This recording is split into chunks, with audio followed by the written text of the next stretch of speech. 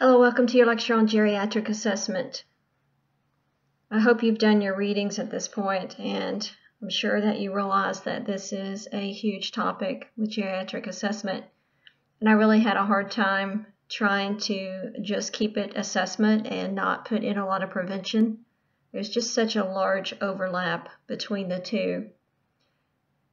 After looking at a lot of different sources, I basically tried to set this lecture up around Medicare's wellness visits and what you would need to know for that, and also try to look at some rapid screens that you could do in primary care, because to know all of this about geriatric assessment is one thing, but to be able to actually incorporate it into primary care and do it in the 15 to 20 minutes that you may have in primary care is a whole other challenge in itself. And so what I tried to do was kind of marry a few different things like rapid screens with the wellness exams that you do for Medicare, as well as looking at the geriatric review syllabus and what they feel the assessment components should be for primary care.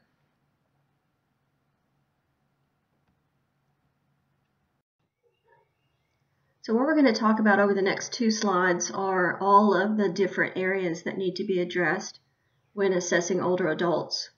And there's a couple different ways that you might do this. The annual wellness screen will give you probably 50 to 60 minutes with your patient so that you can go through a lot of these.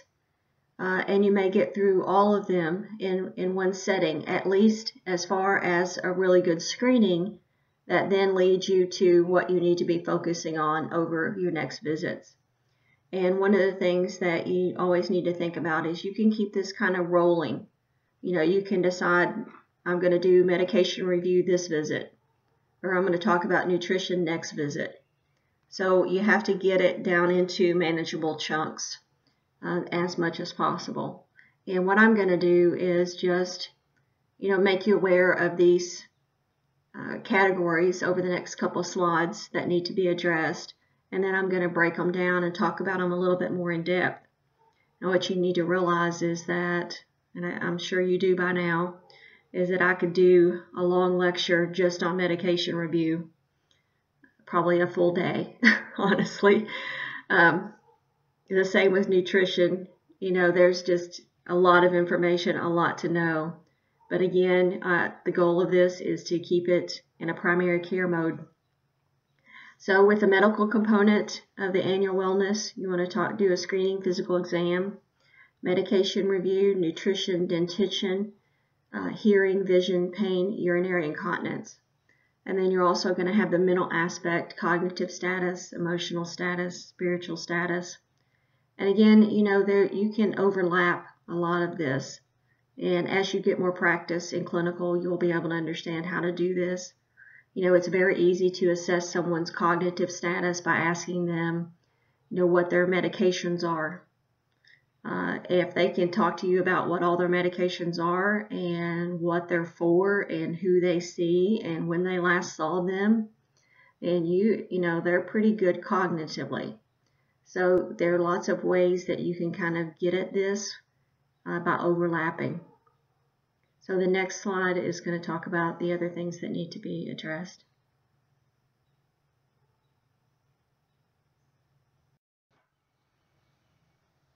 You may have noticed on the first slide that there wasn't a lot of deviation really from what we would do for someone who's middle-aged.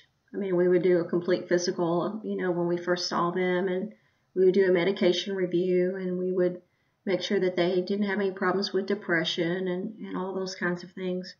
And it kind of deviates here for older adults because we want to concentrate on their functional status. And remember, that's a big priority for us. What are they able to do? And also quality of life.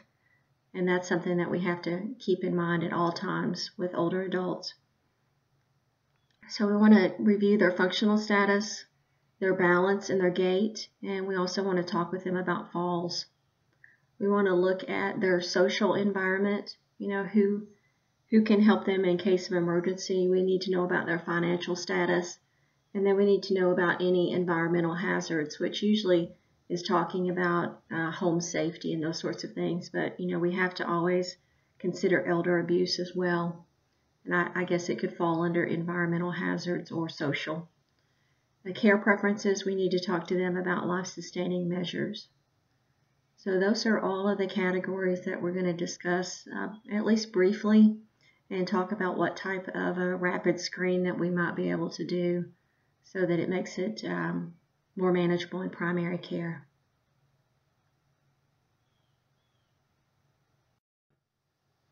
All right, there are some things in the medical screening exam that are just a little bit different with elders.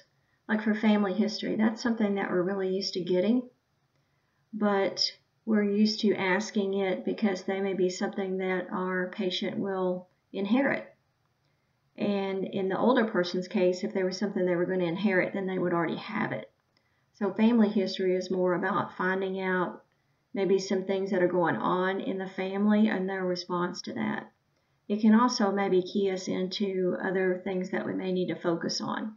Like if we found out that he or she had 3 or 4 siblings that struggled with alcohol abuse, then that may be something that we want to talk about a little bit more when we get to the social history. The family history, we also want to know about the children. Are they able to provide care? What are their health? What's their health like?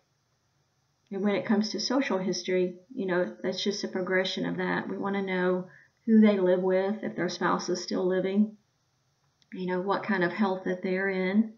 And again, we're thinking about, support for them. Are there any adult children living at home? What's their financial status? Any chance at all of any type of elder abuse? We want to screen for that. The other thing with the social history, we want to know about, of course, alcohol, tobacco, prescription drug use, non-prescription drug use. And there's been several places where I've kind of seen that, we're dealing with the baby boomers now. So we need to be thinking about the use of marijuana in elders. So, with lots of these things, it's a don't ask, don't tell. So you've got to ask the questions. And one of the ways that I kind of get into it is I usually just say, all right, we've all got bad habits. Tell me what yours are. And try to get them to talk about it a little bit and just go a little bit more in depth. If they say that I probably drink too much. Okay, well, tell me about that. So they'll usually kind of come forth as long as you present it in a manner that's non-accusatory in any way. Then they'll come forth with anything as long as you ask about it. Now, when it comes to review of systems, you definitely want to do a very in-depth review of systems because honestly, a lot of people have problems that they just contribute as normal aging. Yes, my left knee's killing me, but you know what? I'm 84, so I expect to have arthritis. I expect to have daily pain. So they may not talk with you about that unless you specifically ask about it. So a good review of systems is extremely important.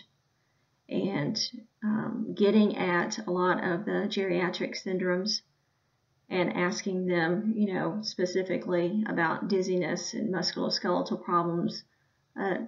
Focus on musculoskeletal, focus on neuro a lot in your review of systems, a lot more than you would for a younger person. Now, the other things that are specific to Medicare wellness visits is they want a family history, which we've talked about. They want a list of current providers. So they want a list of every physician, nurse practitioner, specialist that this particular patient is seeing so that you can coordinate their care. As the nurse practitioner in primary care taking care of the older adults, you really have the most important role.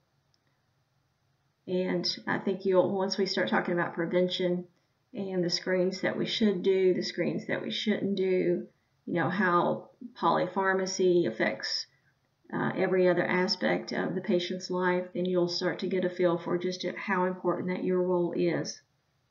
You want a written plan for screenings. And we're going to talk about that more when we talk about prevention. And then a list of risk factors and conditions for which preventive interventions are being applied. So for these Medicare wellness visits that they can do annually, that give you a lot more time, there's expectations about certain things that get done during those visits. And that's going to be something that you want to look up.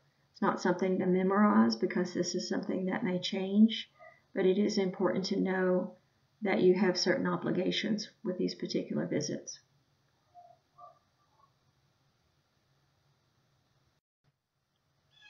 Okay, when it comes to the objective exam, I could spend a lot of time on this, but what you really need to do is, at this point, is to go to your Bates book and look at the chapter on older adults, because it's extremely important for you to know what normals look like so that you understand when you see something that's abnormal in an older adult.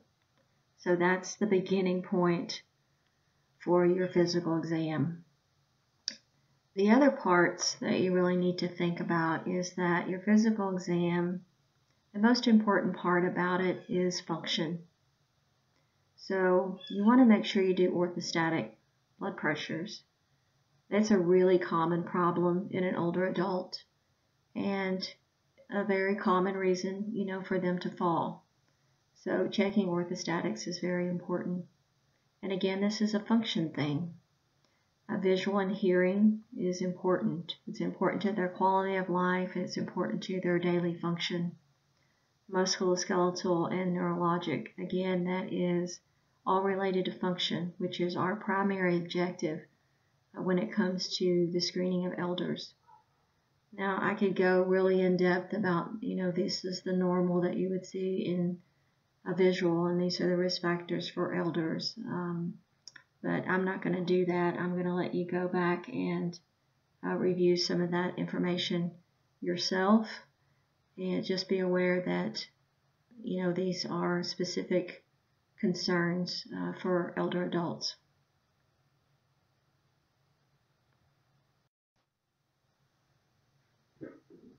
Medication review. I want to talk to you just in this lecture about deprescribing, because I know that you have other lectures on polypharmacy. You want to do an annual medication review or semi-annual. At each visit, you want to have the patient bring in their brown bag, everything that they're taking over the counter, everything that's been prescribed for them. And remember, I talked with you about being the most important part of this patient's care, because you're in primary care and you're kind of overseeing everything. It's very common for these patients to have several specialists on board to help with their care, which is wonderful. But at the same time, what happens is that one hand doesn't necessarily know what the other hand is doing. And so that falls back to you to really do that medication review and to make sure that everything that they are taking is appropriate, that they are not interacting with each other. Anything over four medications can be an issue. I'm sure you talked about this in pharm, but when they do the research on these medications, they do the research on college-age males. That's where they do the research on these medications. They don't even use females because of all our hormones, and we're a more complicated kind of species. So they use young, healthy males, and they're college age. So you can imagine, a 180-pound college age guy who's all muscle is going to respond to a medication a lot differently than a 90-pound 84-year-old female who's on several different medications. So just keep that in mind. We may know a medication's safe, but we don't know that it's safe compared with other medications, because there's really no way for us to do research on that. So just, you got to keep that in mind. You want to look for and recognize any opportunities to stop a medication. So that's what your annual review is about. Is this a medication that can be stopped? Is it a medication where the harm outweighs the benefit? And again, this is where you really want to look at your Beers criteria. Is this a medication that is harmful to elders? Is there a safer alternative? Do I need to call the cardiologist because this particular beta blocker that's supposed to keep them from having another heart attack is causing them to be depressed and dizzy, and they're having a lot of adverse effects from it? Do I need to call and try to get that medication stopped or have a conference about that? If the medication that they're on really doesn't seem to be working, then think about stopping it. If you don't have good documentation for why they're on that particular medication, and lots of times they'll come in with a list of 13 medications when they're new to seeing you, and they really don't have a good idea for why they started that medication or who started that medication or whether or not it's really working, then that's a good indication to stop that medication. Also, if it's not being taken, go ahead and stop it. Well, I don't really take that. All right, well, let's get rid of it. Or if it's taken inappropriately. Well, I take it when I feel like my blood pressure might be up, then I take it. So those are all indications for stopping the medication. The less medication we can have them on, the better.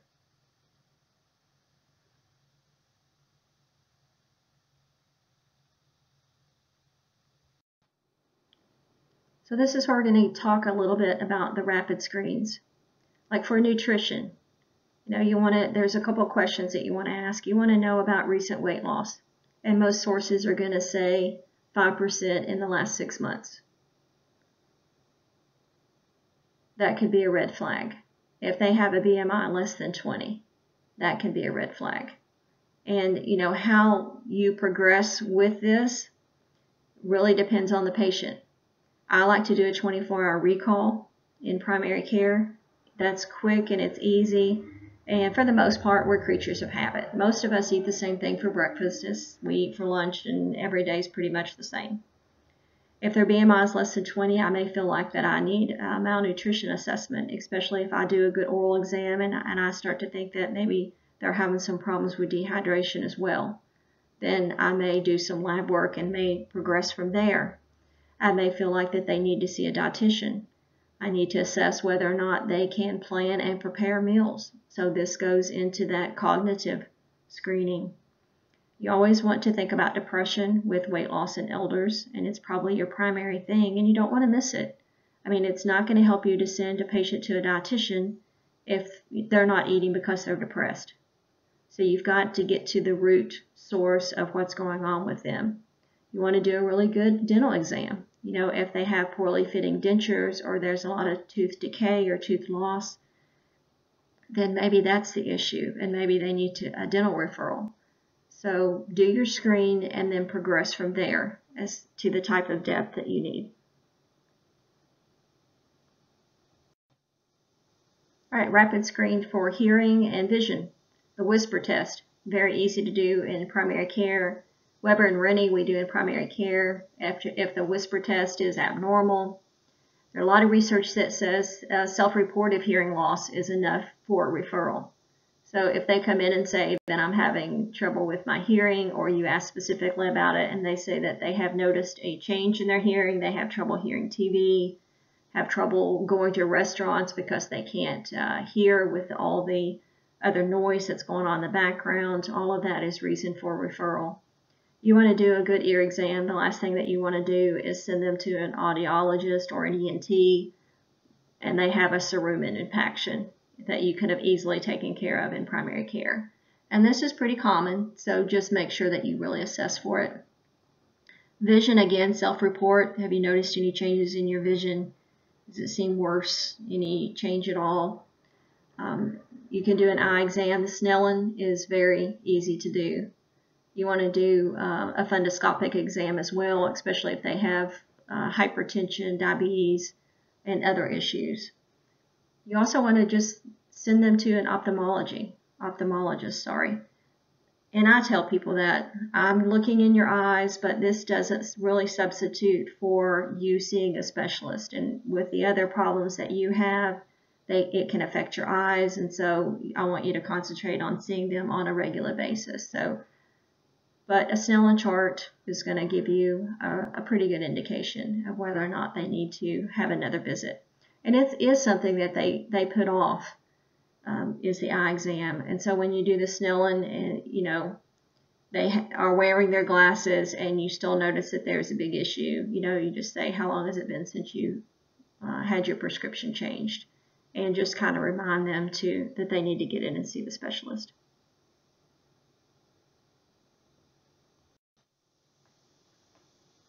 Again, with rapid screen, just ask about pain. Lots of times they're not going to bring it up because they're just going to assume that, I'm older, I'm going to have arthritis, I'm going to have pain.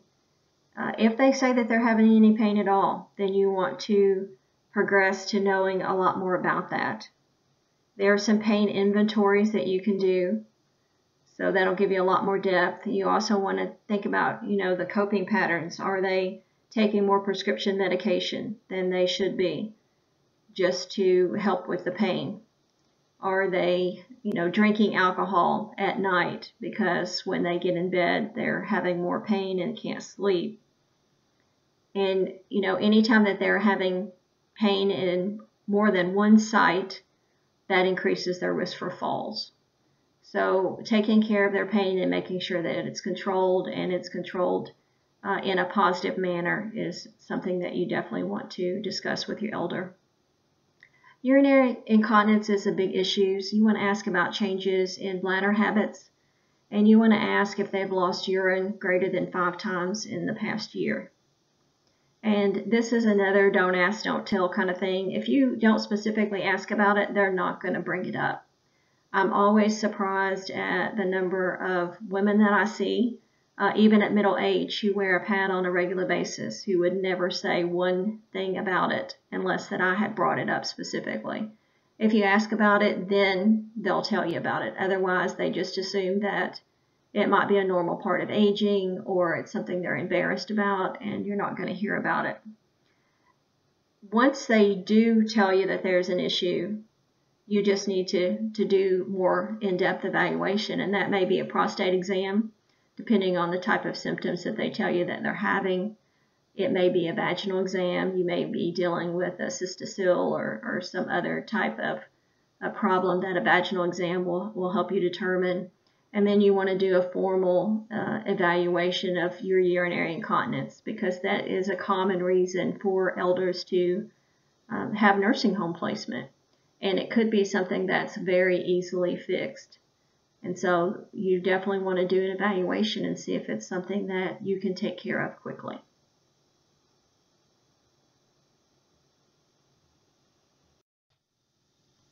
So rapid screen for cognitive status. Self-report. Have you noticed any problems with your memory? Have you noticed any changes? Has anybody around you noticed those changes? And if they have someone with them, then you could ask that specifically. One of the things that is really good for primary care is just to do the mini cog. It's a short recall and clock drawing, and it doesn't take very long at all. And you could have your nurse do that even before you came into the room. It's very easy to do. If the mini cog is abnormal or they are self-reporting any memory deficit, then you can move on to more in-depth kinds of things like your MMSE. I would definitely do the mini cog and then move on to the MMSE. The MMSE as a screening in primary care is a little bit cumbersome. Now, if you do notice an issue, then you've got to think about your differentials of your 3Ds. Of course, dementia, delirium, and depression.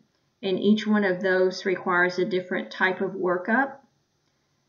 Delirium, of course, is a medical emergency. It's a quick onset and a sudden change. And lots of times it's something that is easily reversible, like a infection or something like that. So you want to figure out which differential is affecting the cognitive status of your patient. With spiritual, I usually just ask about, their spirituality and how they're feeling about it. And I look for a recent change. I look for the patient who's always gone to church 3 times a week who doesn't go anymore. Or I look for a patient who becomes angry when you start to question about it. And this is something that would be a referral for me, that I would probably not do a really in-depth interview. I would probably look for who would be a good referral and who they are used to discussing their spirituality issues with. But I would look for change is the big thing. Emotionally, look for depression always in your elders. It's pretty high risk. You can do your quick screen just like you do on younger adults in primary care, your PHQ-2. And then if that is positive, then you can go on and do a geriatric depression screen or a PHQ-9. Geriatric depression screen, I think, is preferable for your older population. It's designed specifically for them, and they have quicker ones that you can do, even the 15-question screen. So it's very appropriate to have if you test positive for your PHQ-2.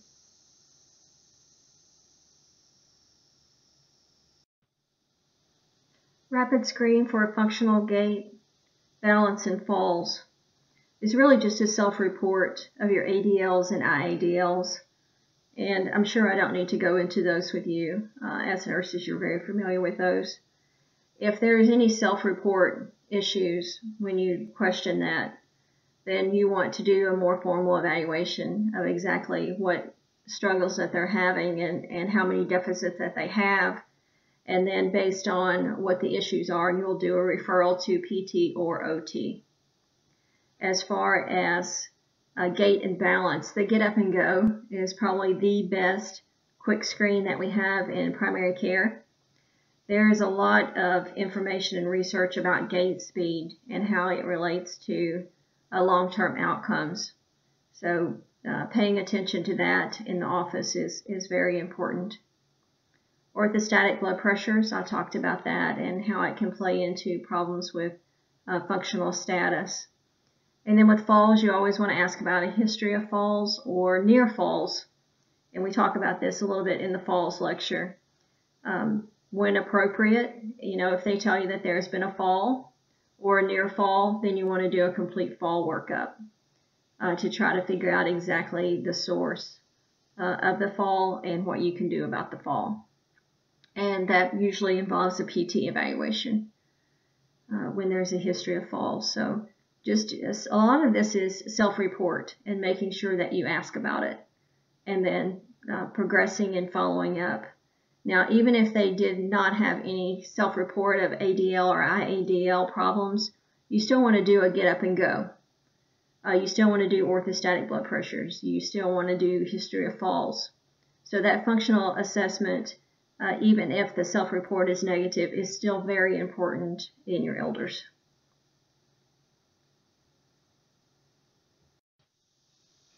Other information that you want to gather for your annual wellness visit is information about the living situation and risk factors for elder abuse and home safety checklist. And a lot of this is going to come into play as you discuss your social history. And then if there are any troubles with falls or near falls, then you're going to go more in depth about a home safety checklist. So your social history, and as things kind of evolve and you gather more information, you're going to know which of these that you need to ask more questions about. You want to also ask about the end-of-life wishes and plans and whether they have any legal documents, and you may want to think about trying to facilitate that. A lot of that may come up when you discuss the social situation or when you even start your exam.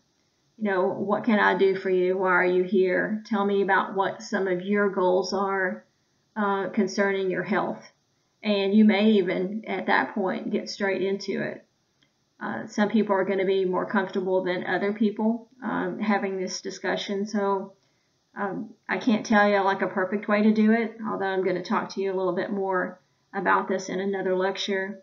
I think it's going to all depend on the situation, but it is one of the requirements for your Medicare wellness exam. So it is something that you want to talk with the patient about and have documentation about as well.